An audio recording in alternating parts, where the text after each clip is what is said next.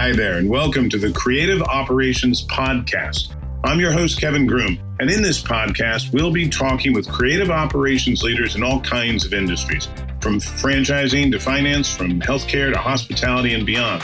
We'll be looking to uncover best practices and to see trends that are coming to help you keep your creative operations on brand and on budget at the same time. Enjoy. Welcome, everybody, to this episode of the Creative Operations Podcast 2.0. I'm your host, Kevin Groom, and I'm here today with Kimberly Harrison. She's the Director of Marketing for the HOUSEpitality Family.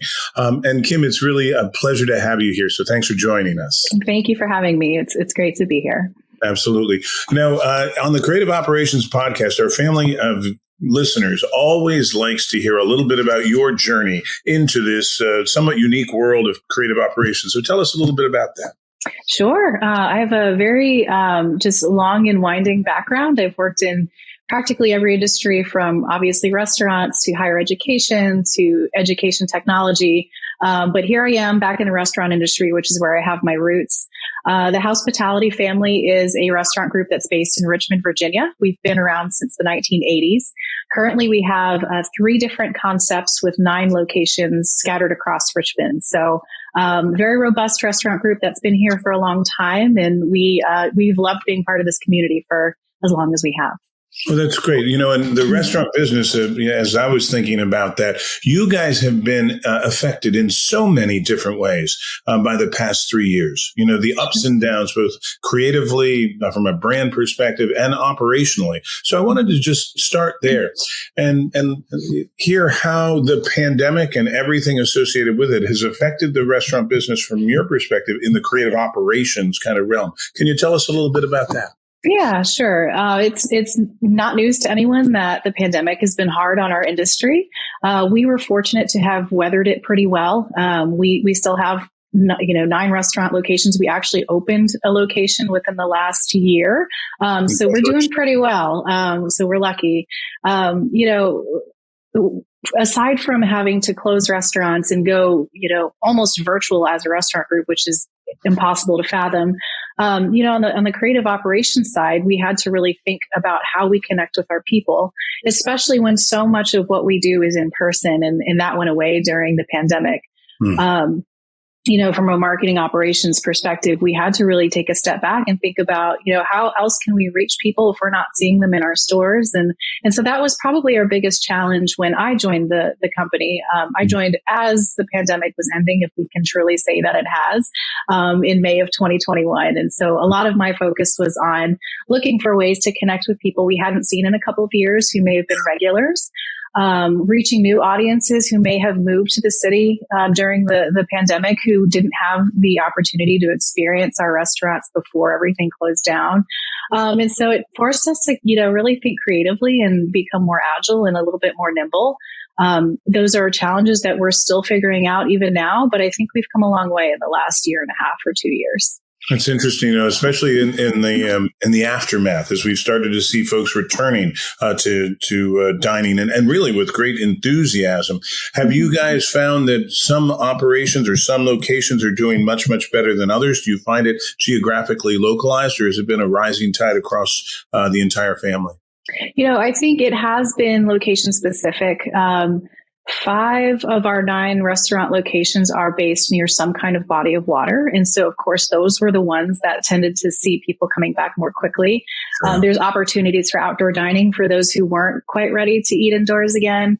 Of course, the atmosphere is a big part of the experience there, and that's what brought people back so quickly. So I think those locations started to see a bit of improvement a little bit quicker than others. That's not to say that our locations are suffering. They're all starting to come back. It's been really nice to see the energy pick back up. 4 of our locations that are not based on the water are in mall settings. And so, this past holiday season, where we saw a big uptick in shoppers actually going out and not relying on an Amazon or just online shopping, did come to our restaurants again. And it was really nice to welcome them back. That's great to hear. It's great. Now, from a supply chain perspective, I would assume that you guys may have found yourself, kind of calling some audible signals, as the conditions changed. And I would think that would have an impact, let's say, on both, the kitchen staff, of course, and the wait staff, but also on menu production and that sort of stuff, promoting products that you came up with, in response to changing conditions. Is that in fact the case? And how did you guys deal with those kinds of volatilities? Yeah, big time. It definitely impacted my world. And I think it still is impacting my world. I mentioned we opened a restaurant in the last year. And so as part of that, you want to get swag and you want to get a lot of things that are branded that you can physically hand out to people. And, we celebrate things like National Margarita Day and Cinco de Mayo at our Mexican concept, Casa del Barco. And so a lot of the things that I wanted for those campaigns were just hard to get. It was the lead time was weeks long, months long in some cases. And so either I had to learn pretty quickly that I had to build in a lot of lead time to get things designed and then ordered and shipped and, to our stores, or I had to pivot and say, maybe this is not the year that we do branded cups for Cinco de Mayo. We do something else. And so, generally you would like things to be easy. We like things to be there when we need it. But, it also gave us an opportunity to be creative and kind of challenge ourselves to think, maybe we don't do a branded cup. What else can we do? Or, and it led to some really cool innovations that we were able to just kind of pivot to, which was fun. Well, it's we spend a lot of time with the in-house agency form. I think of you guys as like being an in-house agency serving all those locations. And one of the things that we've found, consistently in that community has been everybody's doing more with less and less, it seems, fewer and fewer heads, more and more demands along the way. And it sounds like as you grow your restaurant locations, you guys face that sort of problem of scale as well. Is that the case? Yeah, definitely. Growing, you've probably heard and seen headlines that during the pandemic, a lot of people left the restaurant industry. So there was a lot of historical knowledge that just went away. And so as we're trying to continue to grow and open new restaurants and grow our staff, we've been very fortunate to bring in a crop of brand new restaurant teammates that have never worked in the industry before. And so with that comes a lot of new ideas, a lot of new ways to do things.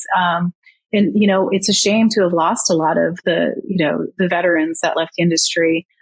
Some of them have come back, but this is kind of an opportunity to start fresh and look at things with new eyes. And so it's not all been bad news.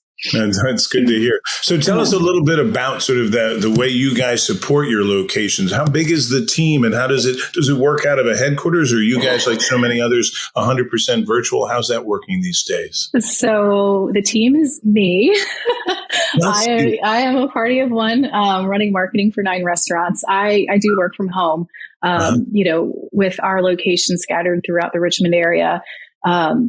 I go to them when I need to get content, to connect with the teams that are there, but I am home based 100%.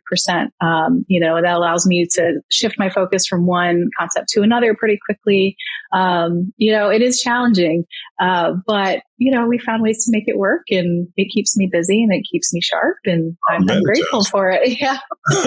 That's amazing. So everything from print and traditional to social media to advertising to events and promotions, all of that is on your plate. And I can imagine the workflow must be simple because you are a one-woman workflow right there.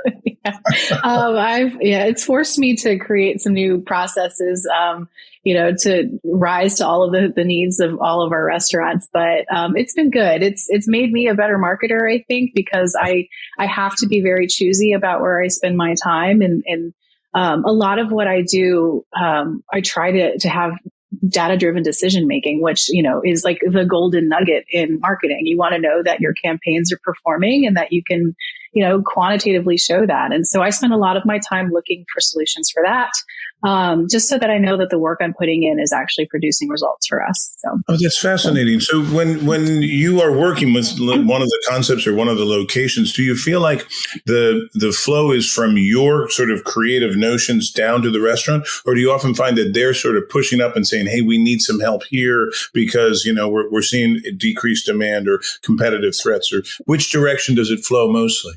Generally, it is coming from me, but our teams at the stores are so innovative. And so guaranteed once a week, I hear from one of our general managers who has all these ideas for new things they can do to interact with their customers. And I so appreciate the enthusiasm there because it jogs my mind to think of new ways to do things too. And I love that they're invested in making sure that we're connecting with our communities in all the ways we can be. So while a lot of the creative direction comes from me, the ideas do flow both ways. That's great. One of the challenges that we hear a lot about, again, for that in-house kind of community is they've got big ideas, big promotions, big campaigns that may unfold over the course of weeks or months. But then there's sort of a drumbeat of one-off requests that are coming in from the field, and juggling those things has often been a challenge. Do you find that just being a one-person shop that you have to do that same kind of juggling? Yeah, sure. There is that fair amount of juggling. We are big believers in open communication. And so if there is an idea that I just don't have the capacity for, it's never taken personally that I say no to it, for now. But I don't discourage anyone from bringing those ideas to me anyway. And if I can do it, then I do. I find pockets of time here and there where I can create a new marketing asset for someone that they're really excited about. And I'm happy to do that. Just because I want to keep that fire alive for them too. If I say no to every idea, then they're going to stop coming to me with them. And I don't want that to happen. Yeah, I gotcha. And when you think about it from a data perspective, are you running a CRM system that ties all of these guys together, or does each brand have kind of its own structure for managing its customer base? How does that work? Yeah, our point of sale system kind of acts as our CRM. We are customers of Toast, and we've been with them for a few years now. And just the way that all of the reporting integrates either down to a single location or across our entire restaurant group has been great. And kudos to them for having a marketing module that I actually do get to use that produces data for me. And specifically email marketing, I run through them and I can see, sales tied to a single email that I sent out on a random week. And so we do rely on that pretty heavily, and it's been good for us. That's great. That's great. Yeah. And when you think about the future and the trends that you see coming, either in media types or in the kinds of tools that you guys are using, what do you see as the big trends that are ahead for you as we come out of the pandemic and life normalizes again? Yeah. Oh, if only. We've done a lot of just experimenting, really, since I came on board. We've done everything from large scale traditional media marketing, like taking out billboards, everything down to, social media campaigns that are very, very pinpointed to specific audiences. For me personally, I find that I'm pivoting away more from traditional media the more that I do it. It's just really hard to prove that those campaigns are producing for us anything other than brand resonance, which is still great. But at the end of the day, my job is to make sure I'm driving business to our locations. And that's hard to quantify with something like a billboard or a print ad. I am looking at different technologies that can tie into our social media marketing, that can show our engagement rates in a little bit more detail so that I can make sure that any campaigns I'm putting out in the social space are actually producing for us. We're, of course, digging more into video on social media. Reels are the future, and we've seen that. We've done some experimenting there, and just seeing the engagement rates and how they differ across just a reel versus a static post is pretty powerful. And so video is something that we'll be pursuing probably more in the future as well. Yeah, which is really interesting, too, because the production skills to produce that stuff, that the level of skill required to do that and do it effectively, that's changing, too, and just a sea of content that seems to be emerging. When you think about the traditional side of things and brand awareness, it brings to mind, I was reading an article from the ANA where they said ChatGPT, AI, has been asked the question, where should marketers be putting their dollars? A really interesting question to ask of AI. And it has said to promotional techniques, non-traditional, digital promotional techniques, and away from brand awareness. And of course, the classic sort of brand building philosophy that's driven things for so many years rears up its head at that kind of challenge. And yet, behaviors seem to be supporting that as well, that we're getting much more practical, much more pragmatic, and much more digital as we go. Do you think that, as that trend continues, you're going to see more democratizing of these campaigns, so that, let's say, individual restaurants might be starting to launch their own campaigns and do so locally at a hyper local level? Or do you think it will all still be driven from the headquarters on down? I think just in answering this question today, will always be headquarter driven. With having three concepts, we have the Boathouse, which is our seafood concept with 4 locations, Casa del Barco, our Mexican concept with 3 locations, and then Island Shrimp Co. with 2 locations. Things can get a little messy, even within a concept. And so we want to make sure that our brand is consistent across locations, no matter what neighborhood that particular store is located in.